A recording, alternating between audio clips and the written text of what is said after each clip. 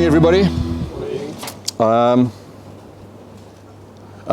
Yeah, thanks very much for coming out and listening to us.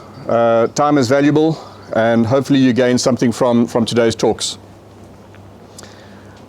My name is Michel Lenferno, and just to give a bit of perspective as to where I'm coming from, I need to just preface what I am going to say by letting you know I'm a farmer, but primarily I'm a beekeeper.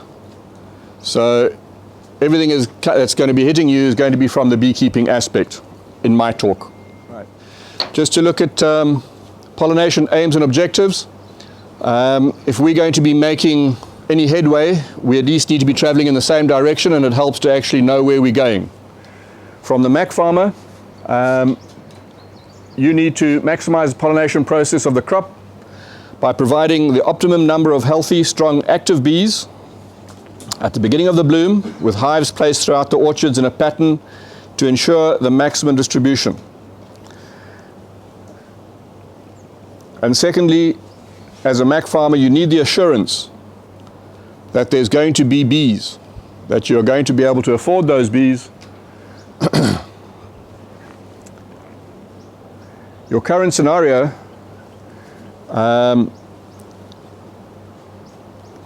insects are required for pollination. The pollination is what sets your crop. We know that macadamia are not wind pollinated. The nature of their pollen, the nature of the flowers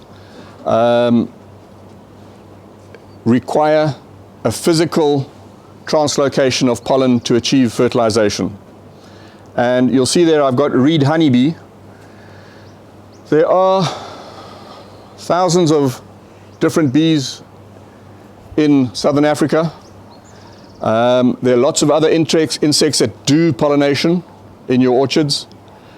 However, for you to guarantee that you are going to get sufficient insects to have that required nut set, bees are the easiest. We bring in a box with a required number of workers that you require. The bee is, as you can see from this picture here, is a hairy little insect.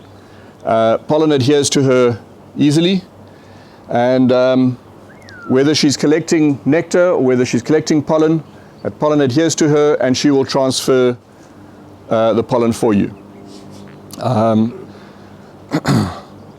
As Mac growers, the current scenario is that the supply and demand curve for bees is about to go into overdrive. There are very few young beekeepers coming through at the moment. And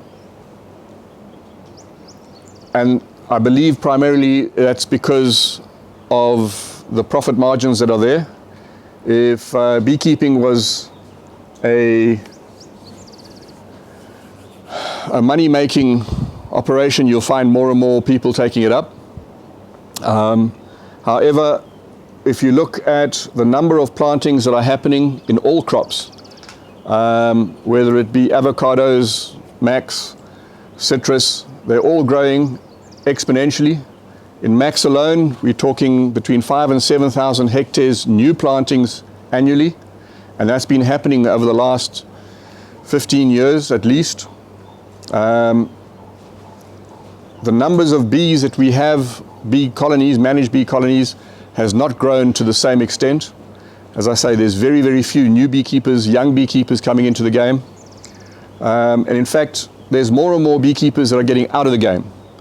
The vandalism, the thefts, the losses that we're experiencing, the honey prices that we're not getting, the amount of honey that's declining from our colonies, it's getting harder and harder for beekeepers to stay liquid, and as a result, there's more and more guys getting out of the game. And so I do believe that the supply and demand is about to get worse. As Mac growers, you're running the risk of potentially having no pollination service available to you. If we just can look briefly, sorry, I am going quite quickly. I have an hour and I've got quite a bit to cover.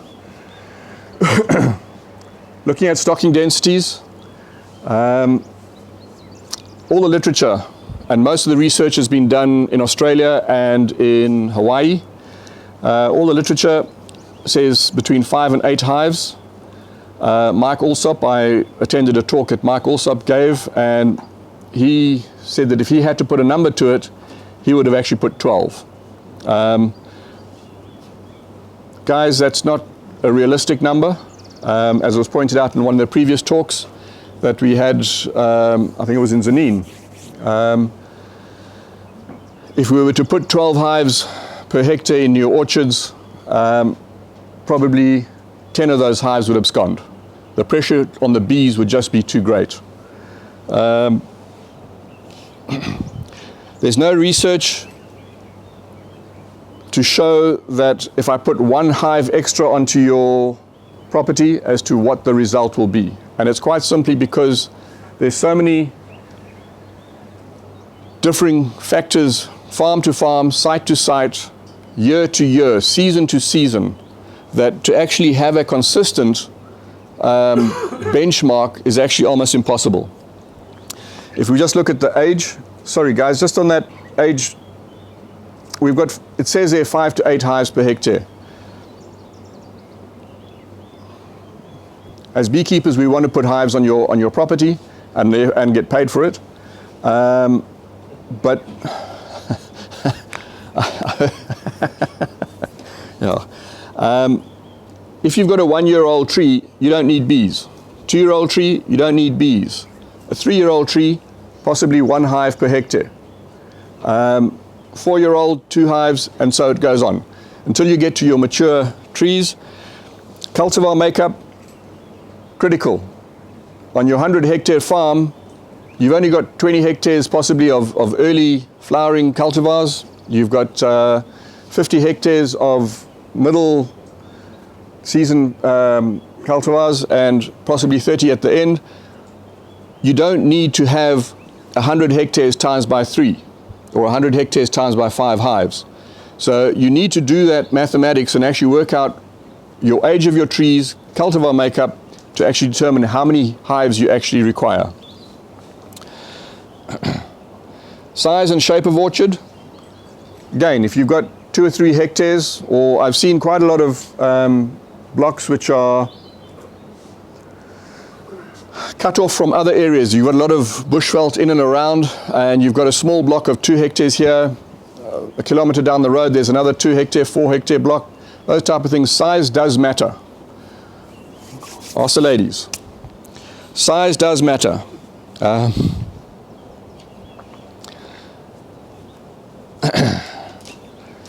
Depending on your management, guys, pruning is critical. You'll hear Skulk talk to you later about pruning.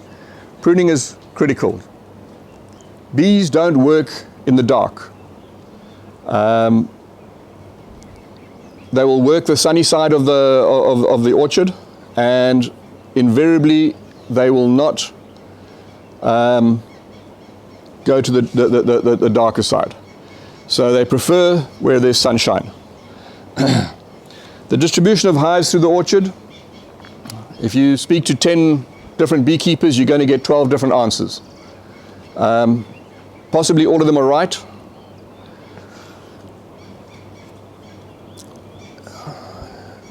If you centralize your hives into one spot, there's an increased risk of them feeling pressure from the number of bees and actually having an increased number of hives abscond. You'll also find that when you have heavy densities of bees, you will sometimes get a pollination shadow. Because they sense that there's bees close by, they actually leapfrog, and you'll actually get a pollination shadow. Having said that, if you actually pack your bees slightly outside your orchard, we're not talking kilometers, we're talking a couple of 100 meters. Obviously it helps you where you can actually, as a Mac farmer, you can actually do your management processes without harassing the bees. because please bear in mind, bees are not aggressive. Bees are defensive. So if you don't harass the bees, they won't harass you.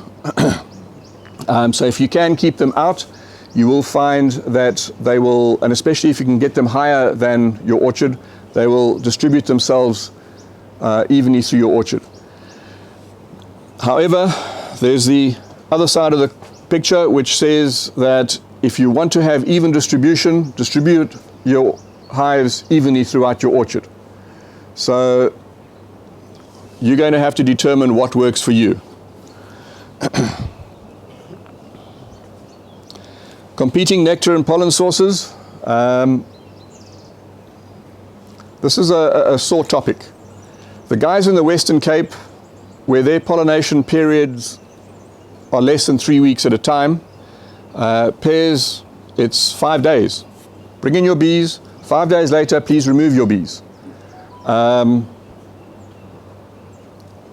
Then it makes sense not to have any competition, and my bees in 5 days or even in 3 weeks can survive that. But our bees that are in your orchards for 3, 4, 5 months sometimes, they cannot go that long without those competing nectar and pollen sources. They need the diversity. You'll hear Adrian speak on diverse pollens. Inga will reinforce that. Guys, the bees, to stay healthy, need a diversity of pollens. And whatever's good for your colony is good for your pollination. Whatever's good for your beekeeper is good for your pollination too.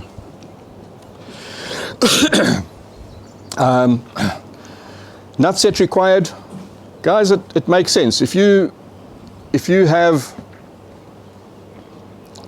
an organic farm and you are looking at 1.5, 2 tons per hectare, it doesn't help to have 5 and 8 hives per hectare, because pollination is not going to be your limiting factor.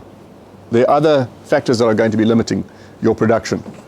So nut set, you need to determine what you actually need and pollinate accordingly. Strength of the colonies, we'll cover in a little bit more detail. And this now comes aimed more towards the beekeeper. I don't know if you can see those pictures in this light.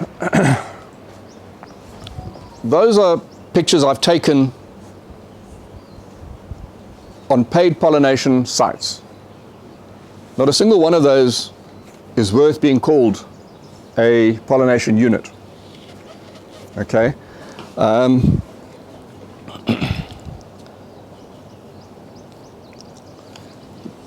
Your colony needs to be queen right.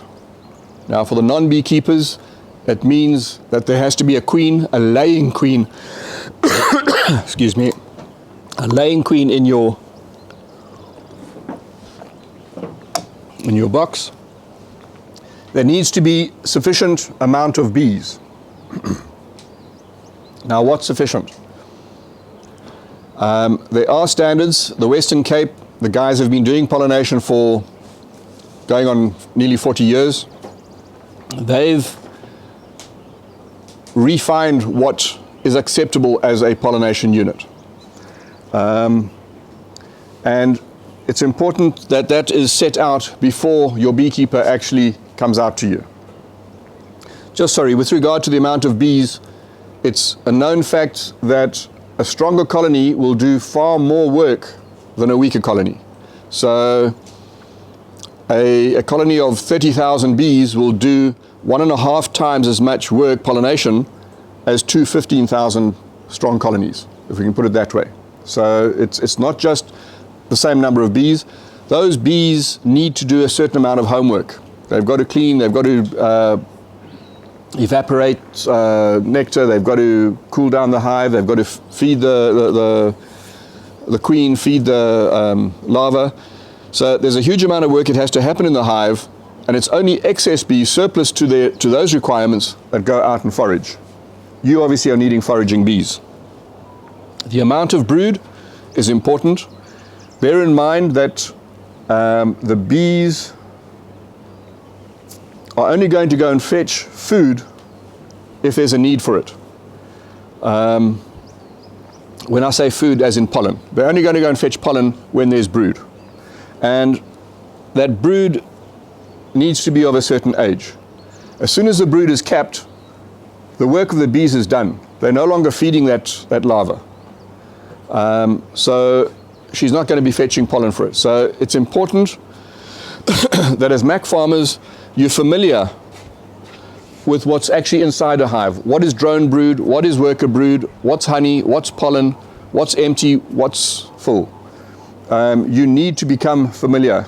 It's not necessarily that you do the work, but for you to be able to manage your beekeeper, you need to be familiar with what's in the hive.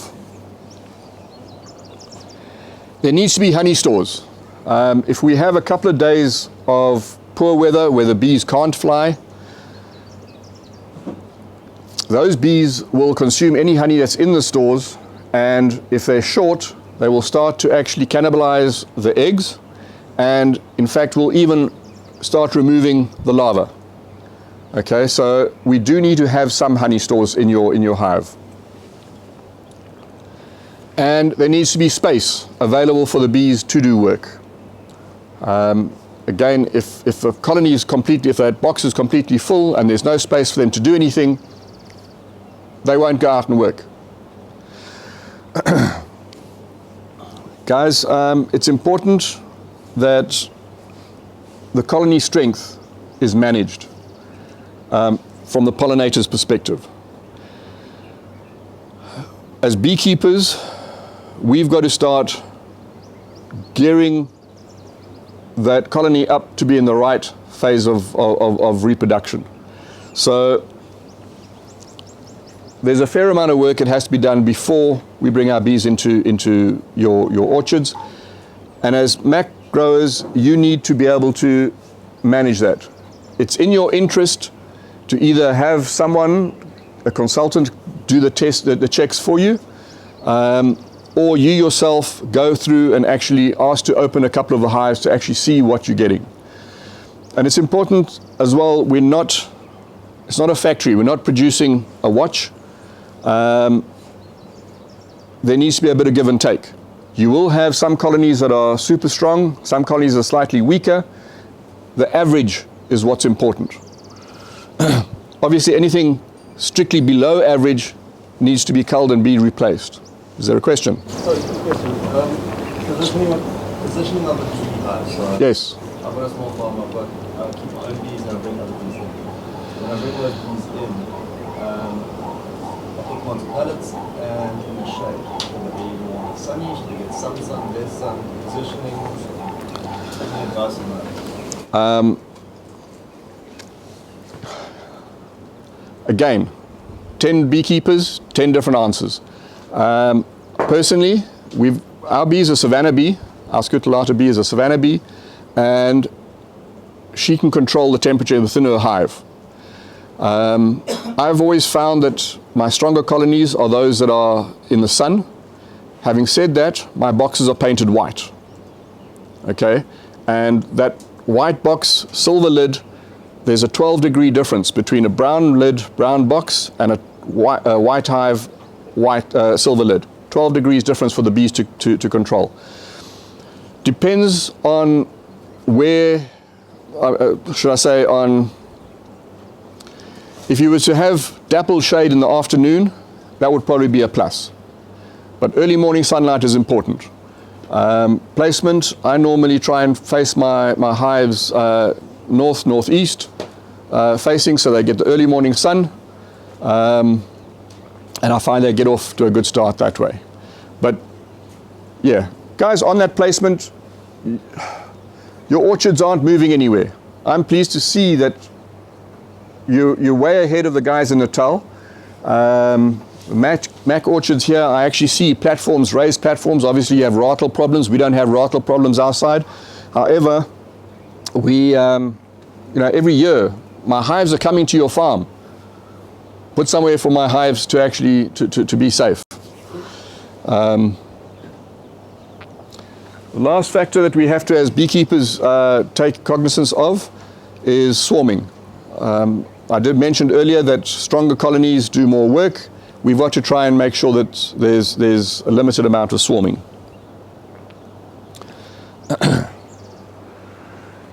As mac growers, you've reduced or removed any of the limiting factors to getting the ideal production for your property. You've got the best land available. Anything that can grow a mac tree today is worth big bucks. You've done the best land preparation possible. You've possibly mulched whatever the previous crop was there. You've deep ripped, you've cross ripped possibly, you've built your berms, you've done the whole tutti. Some farmers have had to actually build pipelines from a river to a balancing dams, build pump houses, they've put fertigation. You've done all of these things. You've got all the bells and whistles. Gents, how does it make sense to have minimum pollination? Bearing in mind that the strength of the chain is based on the strength of the weakest link. If everything that you've set is all aimed at getting 5 tons per hectare, and you're bringing in bees that are only going to give you 2 or 3 tons, that's what you're going to get. All this other stuff here has been a waste of money. If we can just look at some of the criteria, depending on cultivar, age of tree, season, your management, etc., etc., a mature mac tree can have 10,000 racemes per season.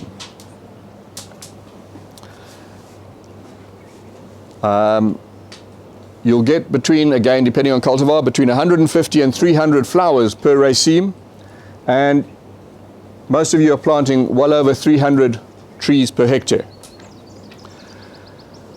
So you've got 1 billion flowers. Now, reading the newspapers and what have you, 1 billion doesn't sound so much anymore. It's common. Everyone's stealing 1 billion, or 2, or 3, or 500. But trust me, there are a lot of noughts in 1 billion.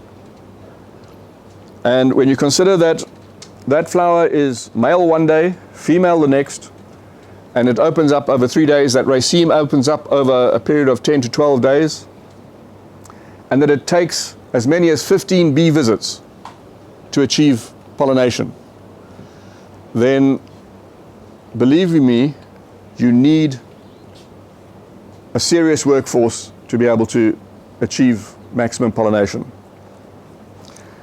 As I've got there, it's complicated and it's simple. Don't limit the easiest and possibly the cheapest vector to achieving superior nut set.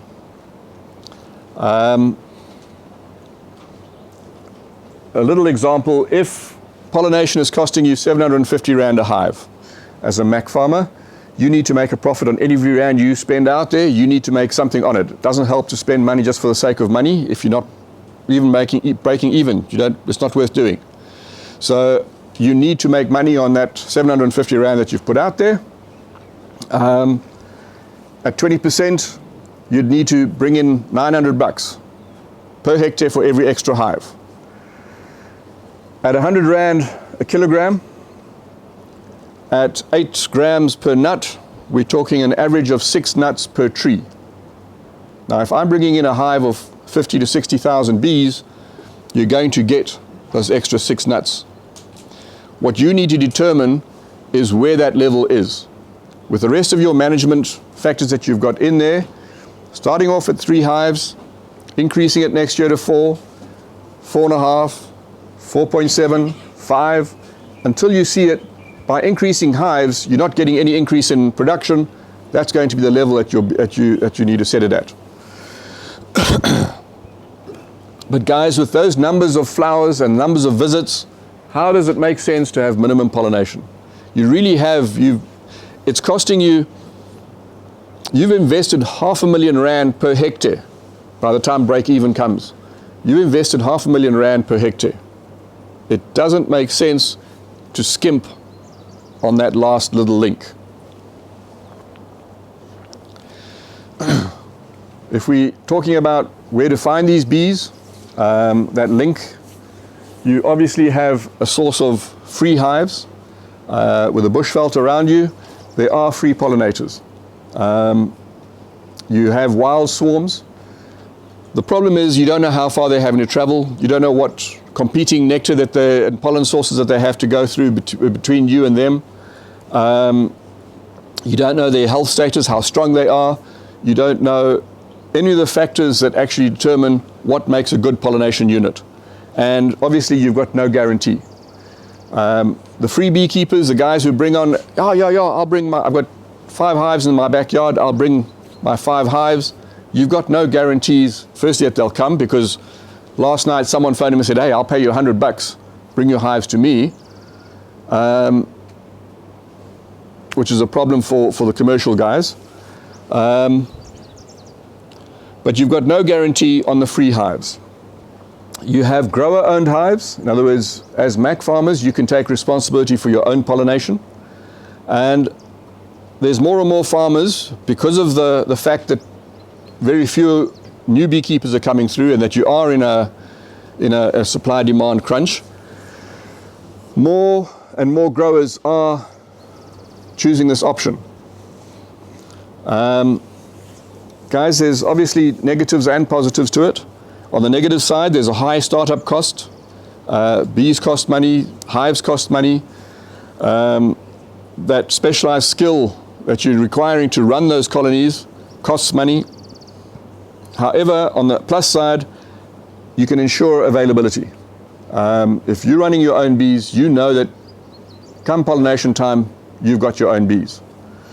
You have a potential for an alternative income source. Out of season, you may have a honey income.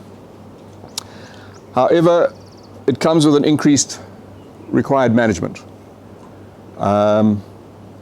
And this is where most of the guys are falling down. That beehive, it's not just a box. There's a living organism inside there. It's a super organism. Same way that we have a brain and a heart and a lung and a liver and a kidney and everything does a little function. The individual insects in there is just an insect. But as a super organism, certain insects do certain roles. And if any one of those roles are not being satisfied, you're going to have a sick colony. It's not going to be a good pollination unit. As a bee farmer, you need to now manage that colony. You need to make sure that everything is working correctly inside there. And that means that you need to actually do things when they need to be done. And that's where most of the guys fall down. There's always a meeting to be gone to. There's always a disciplinary hearing. There's always something not working, some tractor broken down, there's always something that's just that little bit more critical. That was Friday night. Friday night. Guys, the bees need to be managed. The third source of hives is obviously a commercial beekeeper. From your perspective as a Mac farmer, there's reduced management required. From the beekeeper's perspective, there's an increased management required.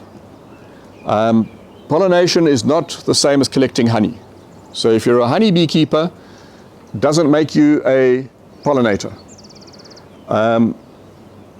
There are tricks to the trade to make sure that your bees are in the correct status and that they get to and from where you're bringing your bees in a state that they can go to work immediately. But the Mac farmer, obviously he can just state his specified requirements. However, the negative from the Mac farmer's perspective, there's a potential, and I'm saying potential because it's not always so, depending on the levels, of a higher annual cost. Beekeepers are not doing it for love. The guys are running a business. He or she needs to make a living. Why I say it's a potential where you may have an higher cost is that on the low numbers, if you're only needing 10 or 20 hives, it's not a problem. You can do that as a part-timer on a weekend or whatever the case is. You don't need to have allocated resources.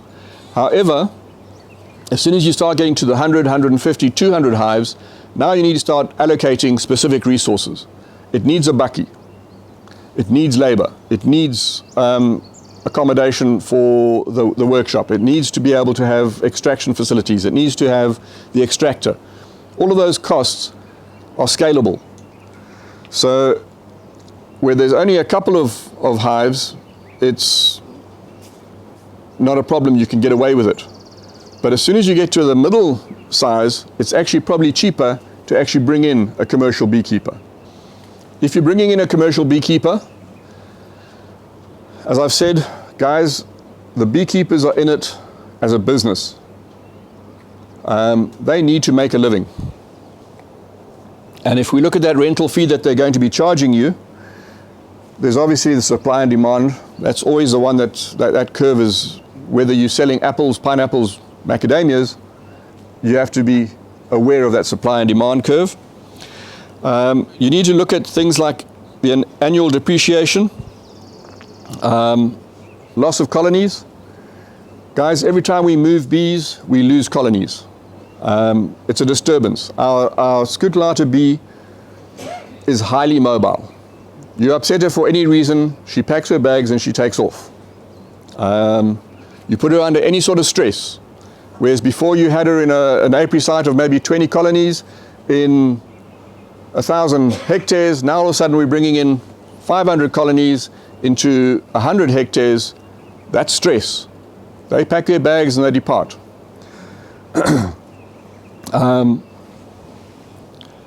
Feeding and stimulation, guys, that costs. To get those bees, depending on the area that you are, as to what other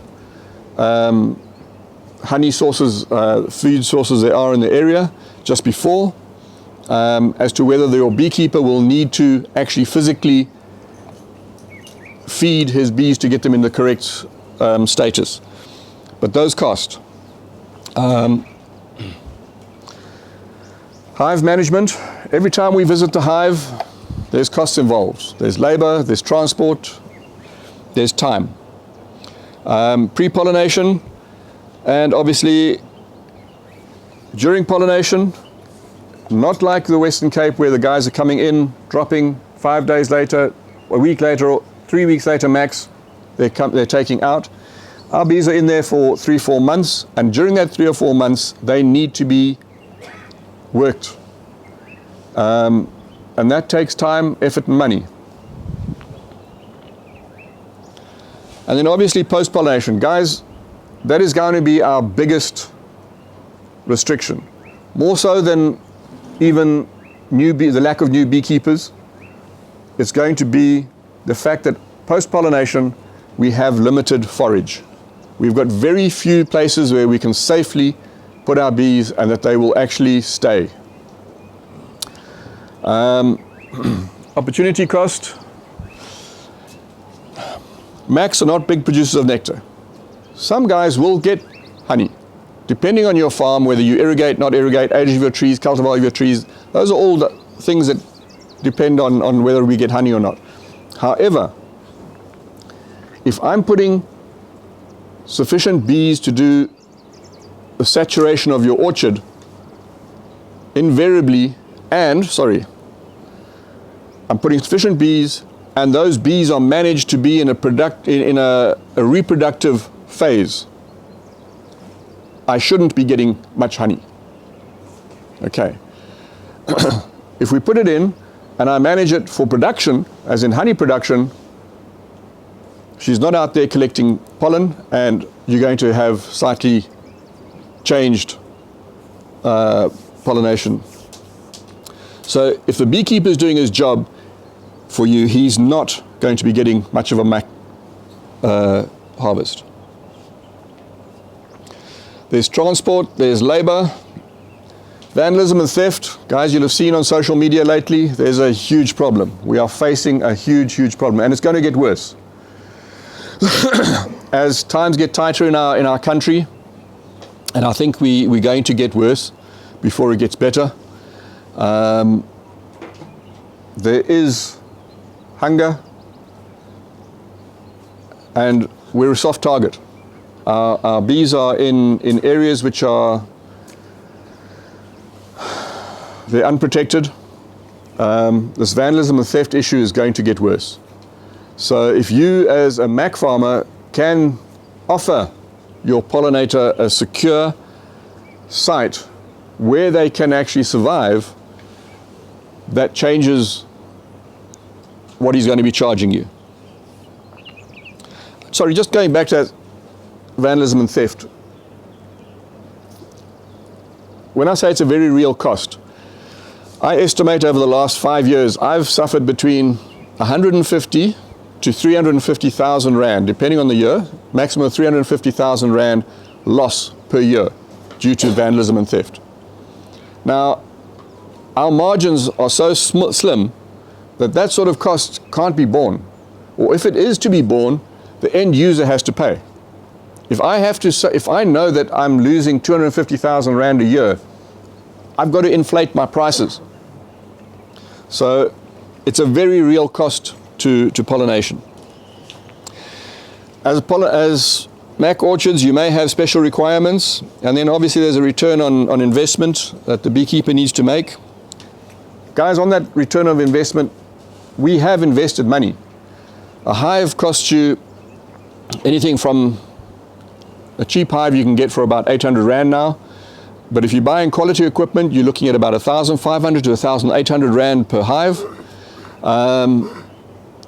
You are looking at 1,000 Rand a swarm, 500 Rand to catch or grow it or to breed it, and 500 Rand to manage it to the size that you need to make a good pollination unit.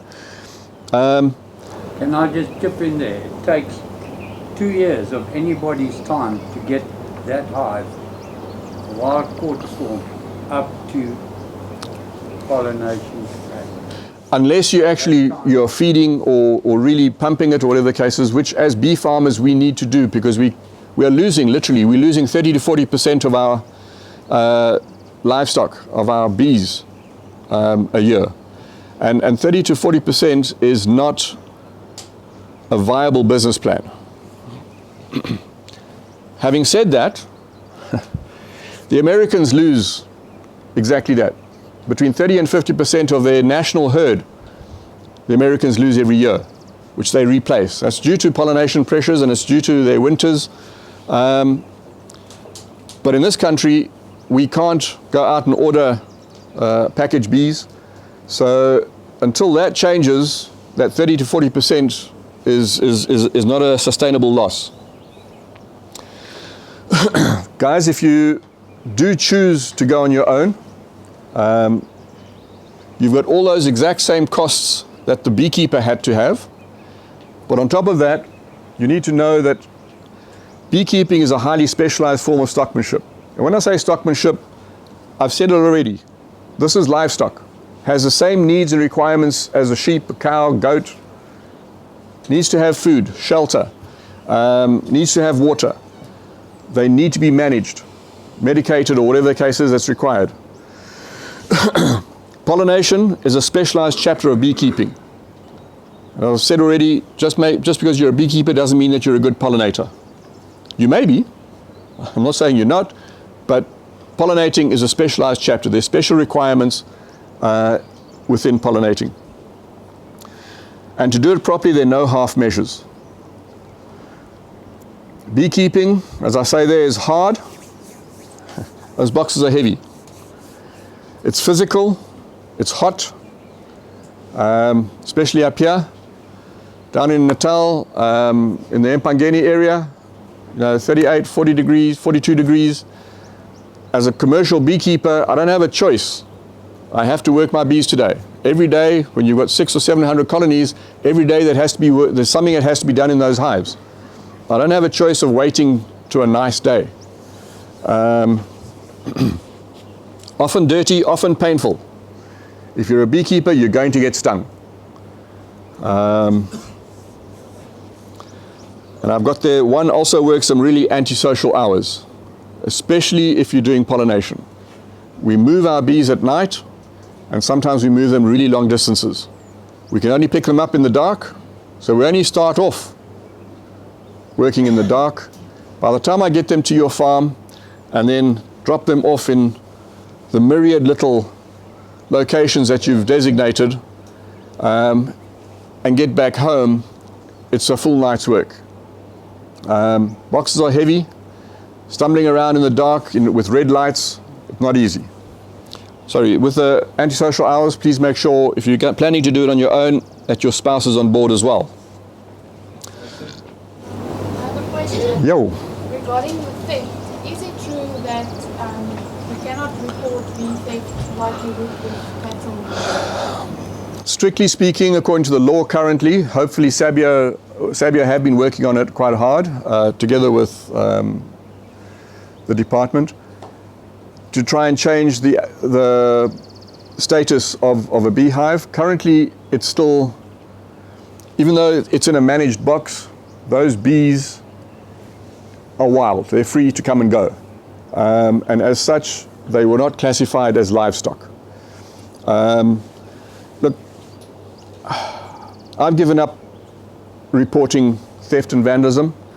It was just adding insult to injury. I would spend 3/4 of a day each time taking the police, taking them out, and invariably what they would say to me, they would look at the site and they would say, "You leave your bees here?" And you'd say, "Yeah, this is where their food is."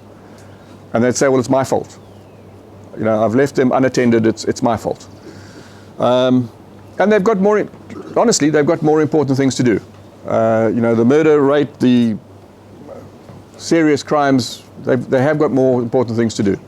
It doesn't help us as beekeepers, and it's something that does need to change, because, as I said earlier, that more and more beekeepers are getting out because it's just not financially viable, and it's not financially viable because of the vandalism and theft.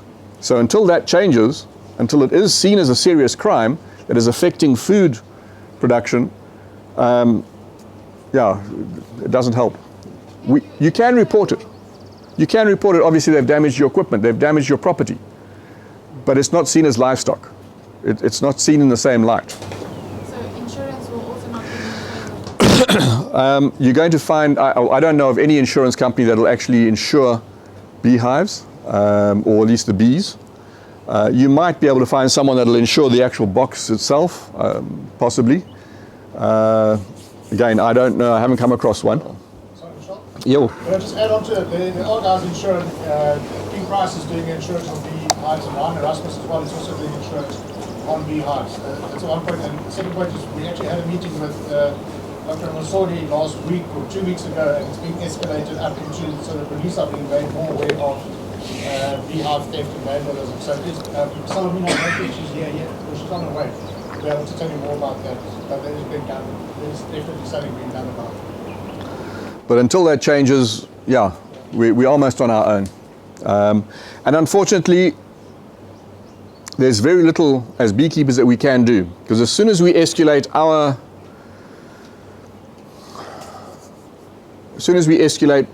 our reaction to it, the damages are escalated. Fires put in, hives are literally vandalized just to get you out of the picture, etc., etc. So it becomes really, really difficult. But yeah, trust me, when every week you're going and every week you're finding the box has been broken and smashed, and you're something that you've actually nurtured for the last 2 years, and it's now about to bring you a return, you know, is damaged and stolen, it's heartbreaking. It's, yeah.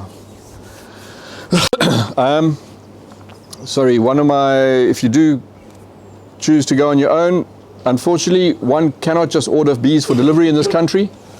You are stuck in having to catch or breed your own.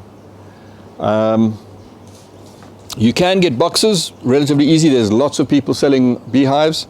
So that's not a problem. It's actually getting the bees. Just on that topic, something that's going to push that supply and demand curve a little bit more is that we have, for a very long time now, been taking beehives out of the wild. I know of guys that are going down to Natal. They put up 2,000, 3,000, 4,000 catch boxes, and they're bringing up 1,000, 1,500 swarms up to Mpumalanga every year. Every person that's doing pollination having to replace that 30-40% of lost livestock are taking colonies out of the wild. That's not sustainable. That somewhere along the line there's going to be a tipping point, and we are going to hit a snag, and that will really drive your pollination costs quite seriously. Out-of-season apiary sites need to be secured. On your farm, no matter how big you are, if you've got a 500 hectare farm of max, you cannot keep 1,500 colonies on your farm. You need to be able to move those bees out into outlying apiary sites, and they need to be safe, not just for the bees, but for the beekeeper too.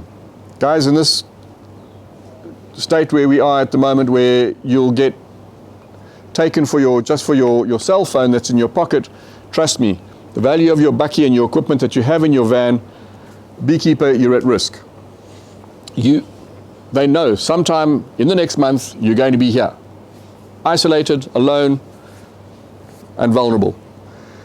So the site needs to be safe, secure, close to forage and water. It doesn't help having a safe site if there's not enough forage. There has to be forage. And hopefully Adrian will give us a way of making that happen. I've got a point there that it's cost me about 500 Rand over the last 5 years settling down, whether putting up catch boxes, going out and checking the catch boxes, going out, bringing them down, moving them to a safe site, to an apiary site. That all costs money, that all costs transport. So even though I'm getting the colony free, which of course Mac farmers tell me all the time, but no, you get your colonies for free, you just pick them up out of the bush. It doesn't work that way. There are costs involved. And then it takes you a year at least to actually do that. Bottom line, to do pollination, it takes time, money and effort. Whether the beekeeper is doing that time, money and effort and you're paying him, he's going to have to run a business, he needs to make a profit. If you're doing it yourself, you need to be able to allocate time, money and effort.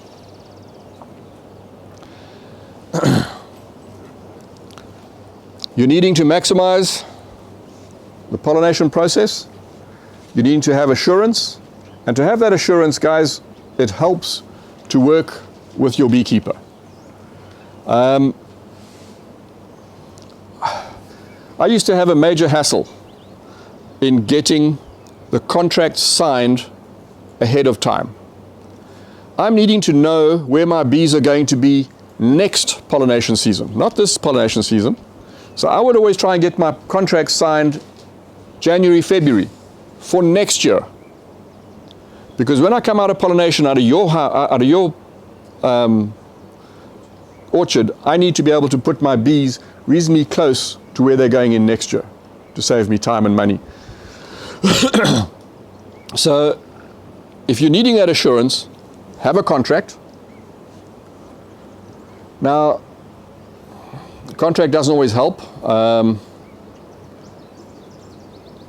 He who has the might has the right, and the only guys that actually make any money in breaking the contract are the lawyers, or enforcing the contract are the lawyers. But have a contract, have an agreement, not just a handshake.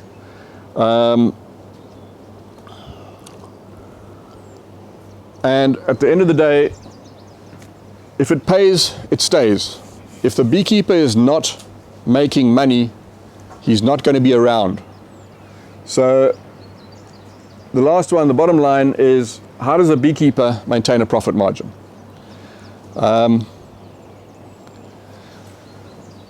Thanks, guys. I don't know if there's any questions.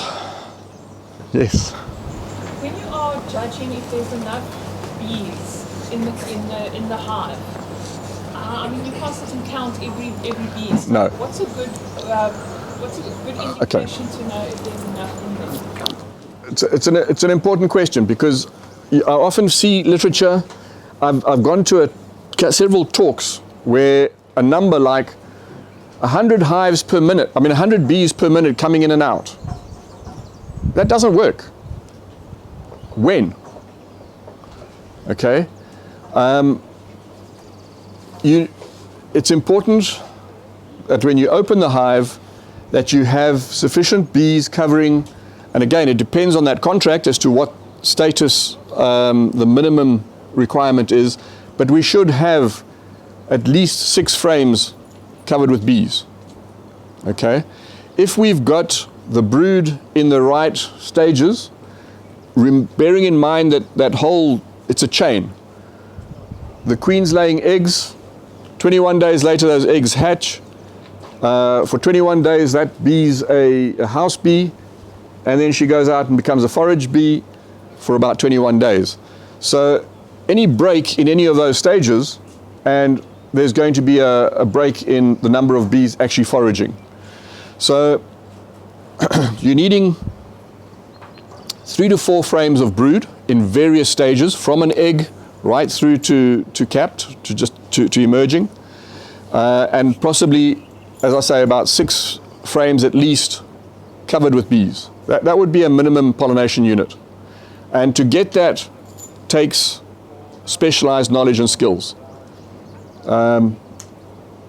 Because we are dealing with something which is not manufactured.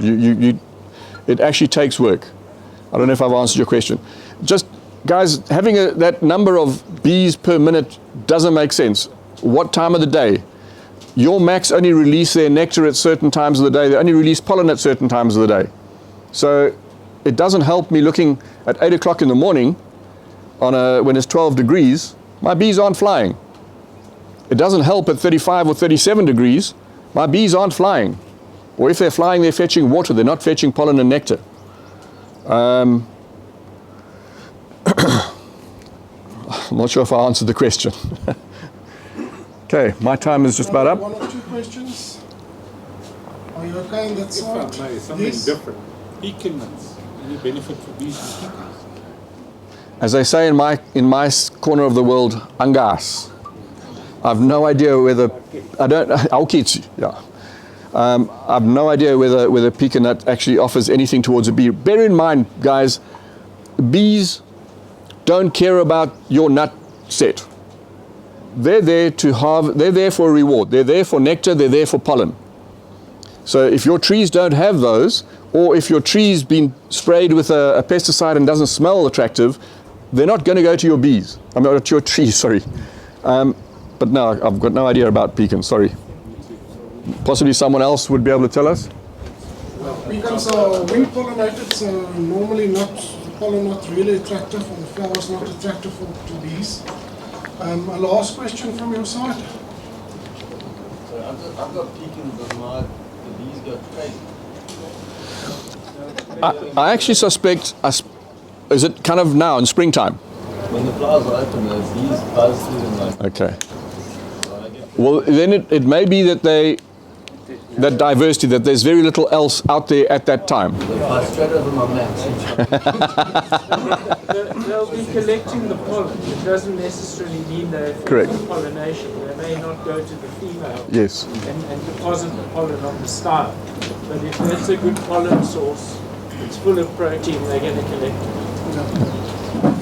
Okay, thank you, Michel. Thank you. I'm going I've neglected to do my duties this morning. I would just like to thank our sponsors for this Beacon Roadshow that we're hosting with co-hosts as Macadamia, or the Macadamia Growers Association. We really appreciate their contribution towards this roadshow. And then our sponsors, platinum sponsor, Ford Wildlife Foundation. We really appreciate their contributions, and then you see the now my eyes are letting me down. Northern Transvaal Beekeepers Association, Amber Max, Marquise, and Highveld Honey Farms. I haven't seen any representative of Highveld Honey Farms here, but we thank them for their contributions. Our gold sponsors is Green Farm Nut Company, Biomax, Nutrico. Silver sponsors, Farmers Agricare, Real IPM, and then our brown sponsors, Radical Farm, Kainor, the Good Food Safety Company, Deluxe, or Lux Agri, And our host for today, Graham Lapa. We thank you all for your contributions in making this day possible for us. If you can just